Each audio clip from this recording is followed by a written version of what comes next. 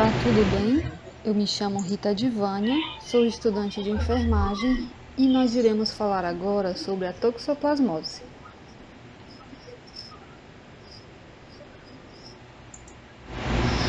A toxoplasmose é uma doença causada por um parasito chamado Toxoplasma gondii, que é um protozoário, um esporozoário, ou seja, ele não se locomove. Ele também é um parasito intracelular obrigatório. Isso quer dizer que ele precisa estar dentro da célula para se locomover.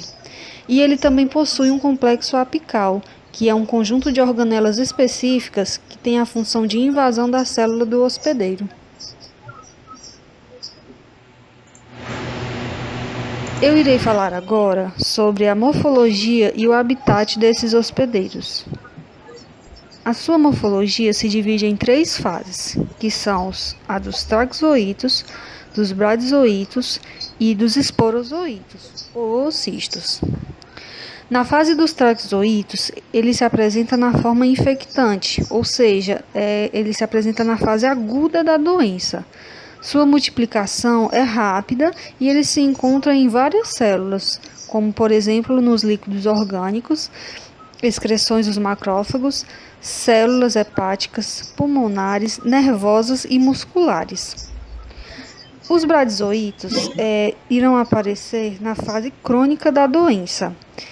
Haverá o surgimento de cistos e eles serão encontrados nos tecidos musculares, esqueléticos, cardíacos e retinianos. Vale lembrar também que a conformação dos bradizoítos é a mesma dos traxoítos. A única diferença é que os bradizoítos irão se aglomerar formando cistos. Na fase dos esporozoítos, ou cistos, eles se apresentam de forma arredondada e se apresentam no intestino do felino. O seu hospedeiro definitivo é o gato. A sua reprodução será sexuada, onde acontecerá no intestino do felino, e haverá participação de gametas. Já o seu hospedeiro intermediário principal será o rato ou as aves. Mas ele também poderá contaminar bovinos, caprinos, suínos e até o homem. E são nesses hospedeiros onde acontece a reprodução assexuada, que se dá por meio do intestino dos mamíferos infectados, onde o parasito se reproduz dentro dele mesmo e gera 2 ou vários parasitos.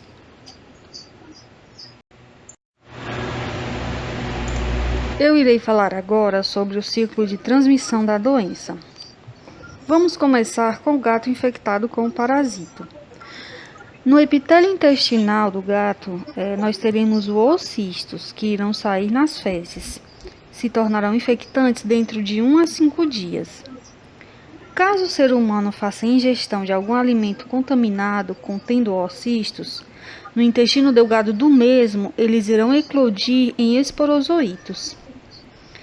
Estes esporozoítos adentrarão o epitélio intestinal e se transformarão em traxoítos, que são característicos da fase aguda da doença. Esses traxoítos se multiplicam rapidamente, se disseminam em sangue e linfa e depois de 2 semanas, o nosso organismo já produz uma resposta específica para o Toxoplasma gondii. E caracteriza-se então a fase crônica da doença, que é o aparecimento de cistos. Esses cistos se rompem e a partir desse rompimento nós teremos 2 possíveis fins para este ciclo. Então nós iremos ter a destruição do parasito no indivíduo imunocompetente ou no indivíduo imunodeficiente nós teremos a reativação da doença, então novamente teremos traxoítos. E no caso das gestantes, na transmissão congênita, neste momento, ela poderá acabar infectando o seu feto. A sua transmissão poderá acontecer nas 3 fases do parasito. Na ingestão de cistos presentes em alimentos ou água contaminada, ou também em jardins, caixas de areia, latas de lixo ou disseminados mecanicamente por moscas, baratas, minhocas e etc. Já a ingestão dos bradizoitos acontece na ingestão de cistos presentes em carnes cruas ou mal cozidas, especialmente de porco ou de carneiro. A transmissão do traxoito acontece de forma congênita ou transplacentária, que é o momento onde o parasito é transmitido para o feto.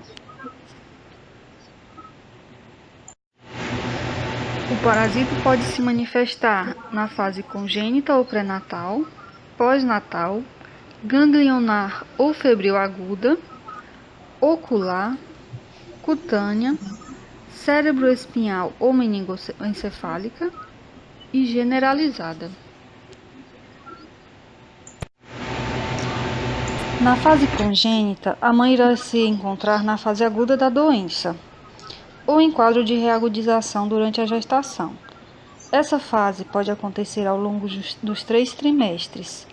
Lembrando que quanto mais de início estiver a gestação, mais danoso será para o feto. As alterações fetais serão: no primeiro trimestre, irá acontecer apenas o aborto. A partir do segundo trimestre, acontecerá também o aborto, mas a criança pode nascer prematuro ou com anomalias. Também pode acontecer calcificações cerebrais, perturbações neurológicas, retardamento psicomotor, alterações no volume craniano. Já no terceiro trimestre, a criança pode nascer normal, assintomática, mas também pode apresentar doenças após o parto. Vale lembrar que, caso a gestante já tenha tido contato com o Toxoplasma gondii e já tenha se infectado, ela não corre perigo de transmitir para o feto, mas no caso dela nunca ter tido contato e acabar se contaminando durante a gestação, aí sim poderá haver complicações. Os métodos sorológicos para diagnosticar o Toxoplasma gondii serão o ELISA para IgM e IgG, a imunofluorescência indireta, a quimioluminescência, a hemoaglutinação indireta e a aglutinação em látex. Lembrando que também poderão ser realizados outros exames como a ressonância magnética e a biologia molecular. Entretanto, em mulheres grávidas, a interpretação dos resultados da sorologia é muito importante para se avaliar se a paciente está na fase aguda, especialmente durante o acompanhamento pré-natal. Então, durante a gravidez, o método de escolha será a reação da imunofluorescência indireta, que pode detectar tanto o IgM na fase aguda quanto o IgG na fase crônica. O tratamento para a toxoplasmose será a associação da sulfatiazina e a pirimetamina.